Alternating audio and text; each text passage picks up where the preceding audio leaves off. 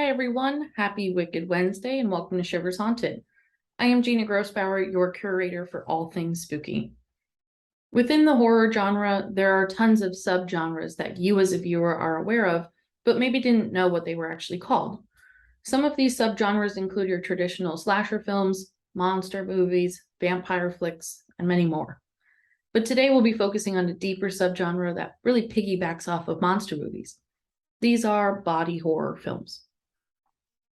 Body horror films are just some of the most grotesque in the horror industry, making you queasy at the thought that humans are just walking packages of flesh and blood.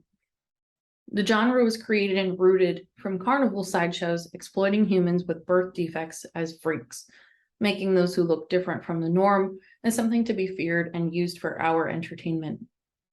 As overtly graphic as these films are, they do pry at deeper human feelings, such as the idea of what really makes a person a person. These films make us confront our prejudices of physical differences, question our beliefs about sex and gender, focuses on our fear of diseases, and questions how much of our appearance is what makes us human. They reveal the fragility of the human body and the human mind, showing how quickly it can be ripped apart and changed. Some of these films also focus on the desire for extreme sensations, the extremes of pleasure and pain, teetering into the BDSM and dominant submissive worlds as seen through character traits and outfits. Body horror is especially scary for attractive women, with the mindset of, my body, as pretty as it is, can be used against me and make me an object or a target. David Cronenberg, a Canadian film director, has become one of the leaders in innovation for this genre. His inspiration was from his mother. She died of cancer, and he watched as her body slowly transitioned away, knowing that he couldn't do anything to stop it. To start by talking about some of the classic films within the genre, we'll talk about a 1932 film called Freaks. This movie was all about actual carnival freaks using real-life carnies as stars in the movie.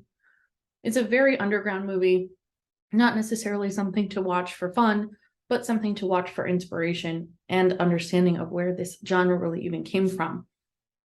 Within this movie, we see the townsfolk going against all of the carnival freaks, and we start to root for the freaks as opposed to the quote-unquote normal-looking people. The normal people in this movie are the real monsters, and not the people who look different from the norm. The characters in this film are the same characters that are created and mentioned in American Horror Story Carnival Season. So if you want a little bit of background on this film in general, you can also watch that season of American Horror Story. Jumping into another cult classic, there's a movie from the 1980s called The Fly. That was a hugely popular film for the body horror genre. This is also considered a fantasy film, but it's really all about a man who's experimenting with different science experiments and ends up turning himself into a fly. On the outside, this just looks like a simple movie about an experiment gone wrong. But from a metaphorical and point perspective, it's all about the AIDS epidemic and what happened to people who were undergoing AIDS and dealing with this horrible disease. This movie, though, is really all about what you see and what you want to see. If you want to look at it from a point perspective, you'll absolutely understand the ideas behind bringing in the AIDS epidemic and talking about it through this movie, or you'll just see a gross movie about a man turning himself into a fly. Another movie to mention is a Japanese horror film called Audition. This film is all about a widowed man looking for his next wife. He tricks women into thinking that he's casting for a movie, but he's actually making them audition to be his next wife by looking for someone who's completely gorgeous and submissive. He finds a woman and thinks she's perfect, but once he tells her that there's no movie, she becomes unhinged and begins to take her revenge on him. She tortures him in very vivid, grotesque ways, focusing on a man who's been innocent for all his life up until one point, and now pays the price for all of the men who have wronged this one particular woman. The hand that he is dealt seems disproportionate. However, it really sums up the fact that it can only take one wrong action for it to still be wrong. And you just don't know what triggers people.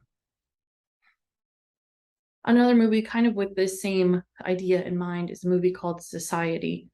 This really talks about exploitations within the class system, considering the rich as their own species that has to feed off of the poor and bathe in their blood. The main character of this film, Billy, is adopted by a rich family and is raised by them, but has always felt like an outsider, really because he is.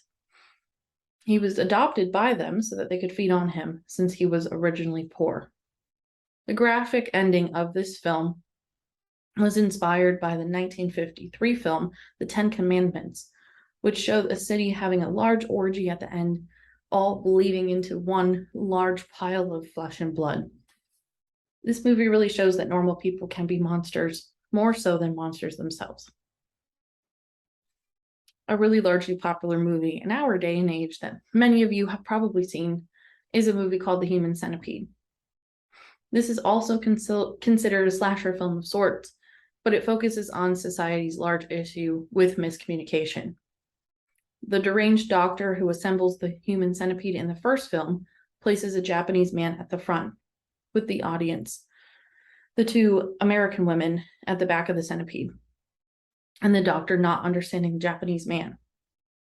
In the second Human Centipede movie, the main character doesn't speak at all, further proving this point that the most sinister spaces in our nightmares are the silent parts, and that the loudest person in the room is farthest from the scariest. The main movie I want to talk about today, though, is a movie called Hellraiser. Many of us have seen Hellraiser or at least have heard of Pinhead, but this movie is really the pinnacle of a body horror film. The opening words of this movie are, "What's your pleasure?" To talk about the story a little bit, a man named Frank receives a small box, pulls its pieces like a puzzle, and his body is ripped to shreds by these creatures called the Cenobites, which are essentially sadistic genies in bottles. They come to the house, put the small box back together, and leave it in the house. Larry, Frank's brother, and Larry's wife, Julia, return to the house and find Frank's stuff all over, including pictures of him raping women. Julia keeps a photo of Frank, showing her infidelity from the get-go. It's confirmed that Julia slept with Frank on her wedding night to Larry, considering herself and Frank to be sinners. Whenever Julia thinks of something with Frank, something bad happens to Larry, really showing that karma is a large point to talk about in this movie.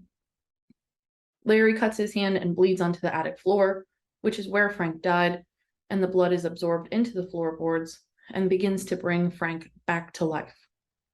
Julia keeps going into the attic because she thinks of Frank whenever she goes up there, and she sees his partially zombified body growing out from the pool of blood. He talks to her and tells her that he needs more blood in order to fully come back to life. Julia, being drunk on love, goes to bars and brings random men home for Frank to murder. She does this again and again until Frank is fully back to life. Frank is attempting to escape the Cenobites, saying that they are a mixture of heaven and hell and will show you the biggest pain and pleasure possible. Larry has a daughter. Her name is Christy. Christy does not like Julia and starts to spy on her to see what she's really up to. Julia, one night that she brings the random man home, is followed upstairs by Christy. Christy then starts talking to Frank, and Frank attempts to rape her, showing that he's still just as bad now as he was before he was initially killed. Julia then kills Larry, and Frank takes his skin. Frank stabs Julia, takes her life regardless, and begins chasing Christy, showing that he doesn't care about anybody, even Julia, who has done all of this work for him. He's just truly a bad guy. Christy convinces the Cenobites to take Frank's soul and ends up leading them to Frank. They string Frank up in chains in front of Christy, rip his body apart, with his last words being, "Jesus wept." Christy puts down the puzzle box and burns the house down. This is a film about the terror of being alive and the fears that come with being human. It's a very sick love story that reflects the disease of toxic relationships with body horror imagery of actual disease. Larry in this film acts like an obedient dog husband who listens to absolutely everything that Julia says. even though she's cheating on him, truly reinforcing that dominant submissive mentality and simply the horrible nature of codependent marriages. The true monster in this film is obsession. You side with the demons when you cannot rise above your own obsessions and choose to turn away from the life that you're following of wrongdoing that feels good but isn't. It's a film that's all about consciously choosing vices that feel good but aren't. Drugs, sex, toxic relationships, whatever that may be. The way that the Cenobites look in this movie is very particular, and it is considered sadomasochistic imagery, which was chosen on purpose to reflect the attire and culture of the S&M cults back in the 1980s. They're not bad, they're not good, they just are, which is why they are the impartial judges in this film. Demons to some, angels to others. Showing the S&M imagery to the general public showed people sides of themselves that they did not want to acknowledge or that they didn't even recognize. The body horror in this film is gruesome, but also just reflects the ugliness of being a bad human.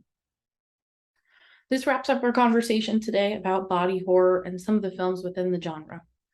It's something a little bit different. These films are not always for the faint of heart, so if you do decide to watch some of them, viewer discretion is advised, but they are interesting and definitely great points to bring to a conversation.